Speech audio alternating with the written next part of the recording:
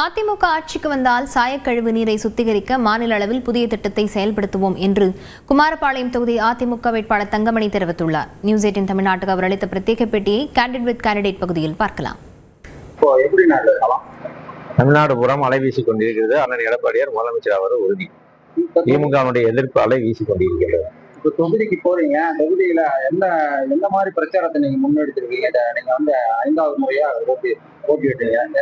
எப்படி 5 ஆண்டு காலமாக அடிப்படை வசதியில எதுவுமே செய்யவில்லை. நாங்கள் மேட்டூரிலிருந்து கொண்டு வந்த குடிநீர் திட்டத்தை கூட முழுமையாக பராமரிக்கப்படாமல் இருக்கின்றார்கள். நாங்கள் வந்தவுடன் அனைத்து கிராமங்களுக்கும் அந்த தண்ணீரை கொடுப்பதற்கும் அதே போல வளர்ச்சி திட்டங்கள் இன்னும் நிறைய செய்ய வேண்டியது இருக்கின்றது. இந்த ஆட்சியில் அதை செய்யாமல் விட்டுவிட்டார்கள். நாங்கள் வந்து அதை சொல்லி வாக்கு கேட்டுக்கொண்டிருக்கிறோம். பொது சுத்திகரிப்பு நிலையமும் நாங்கள் ஏற்பாடு செய்து எங்கள் ஆட்சி காலத்திலேயே இங்க சியா கமிட்டி எல்லாம் மீட்டிங் முடிந்து டெல்லியில் இருக்கிறது. அந்த ஃபைல் 5 ஆண்டு காலமாக திமுக அதை எதுவும் கண்டுகொள்ளாமல் விட்டுவிட்டார்கள். நாங்கள் வந்தவுடன் அந்த ஃபைல் ஆர்டரை வாங்கி பொது சுத்திகரிப்பு அமைப்பதற்குள்ளான நடவடிக்கை மேற்கொள்வோம்.